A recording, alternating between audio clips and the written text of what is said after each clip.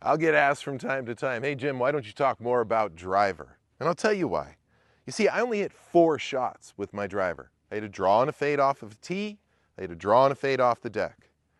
With my pitching wedge, I play my pitching wedge to 142 yards, but I'm comfortable hitting it every yard from 1 to 142.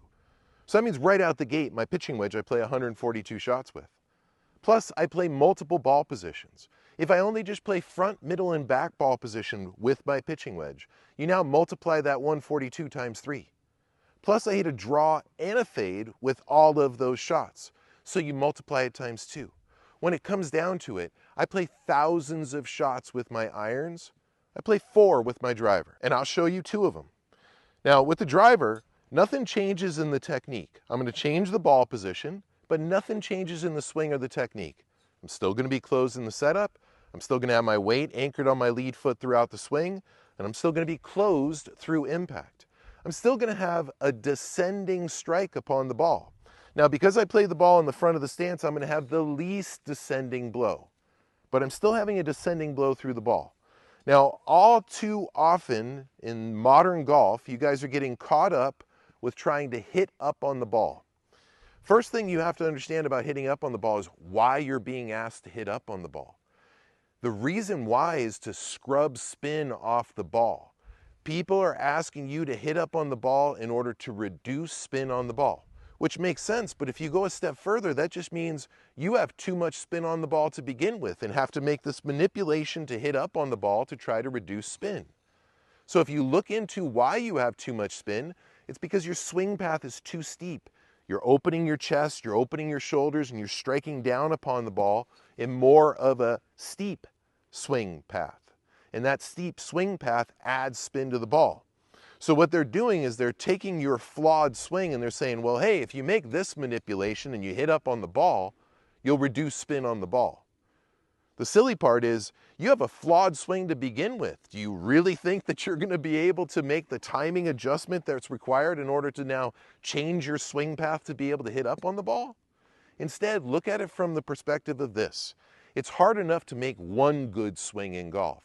If you're being asked to make 2, one for your driver and one for the rest of your irons and your woods, that's going to be too difficult for you to do in the general population, without a doubt.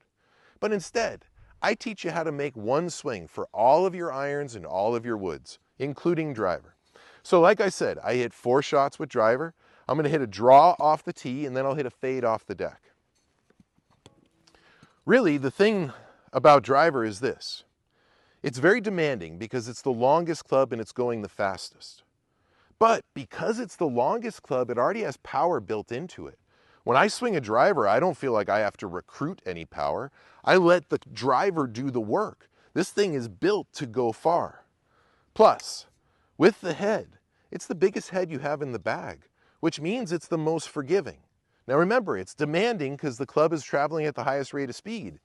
But the club head is forgiving, far more forgiving than a 5-iron. So what I'm going to do is I'm going to take advantage of my technique, the stillness that I maintain throughout the swing, the deep close setup position. I'm going to take advantage of the club. This thing's made to hit things far, so I'm not going to need to add anything to it. I'm going to let the club do the work while I stay still. And what I'll get is I'll get consistency, ease of performance, but also beautiful ball flight and great efficient power. So watch, I'm still closed in the setup position. Now when I get closed, all I'm doing is gaining access to my lead arm, and my lead arm is going to swing up this path here.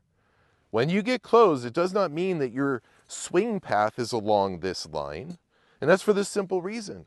My lead arm doesn't do that. I can't continue my lead arm swinging out in that direction unless I detach my arm from my shoulder and let it run off in that direction.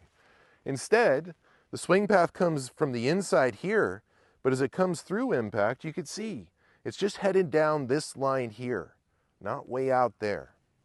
So deep close in the setup position. I can anticipate that this is where the club's going to come through. This is where my ball is going to start. And then from there, it'll have a slight draw. Watch me, nothing changes.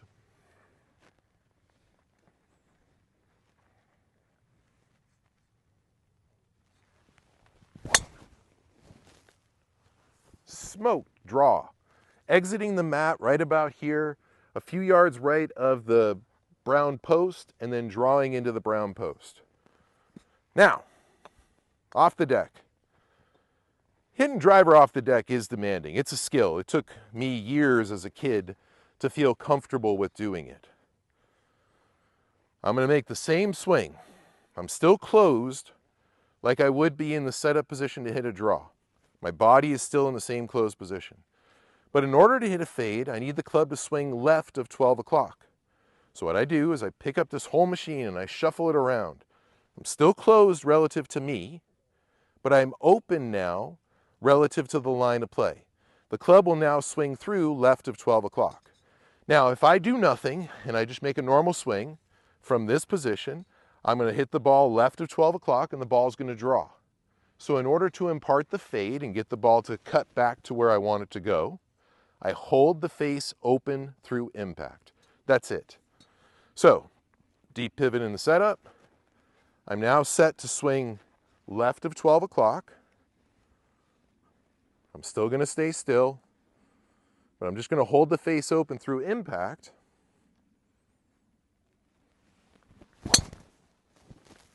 And what I do is I impart that cut spin, and now the ball flies high for a driver off the deck, and it gets good carry, and I also get a lot of distance out of it because I'm hitting driver off the deck. So know this, in order to hit driver better, you first have to learn how to hit your short irons well. Then you have to learn how to hit your mid irons well. Then you have to own your hybrids, your fairway woods, and then you'll be able to hit driver better. The rules don't change for anybody. All great players had to go through that progression in order to learn how to hit driver. This isn't the thing that comes first. This is the thing that you work up to. But if you apply the techniques that I teach, it's actually quite easy to hit driver because of the limited nature of the club. You're only likely going to hit one shot with it. So you just have to get that shot down, own it, and be able to repeat it. How you repeat it is by having a simple and repeatable swing thought, like the one that I teach.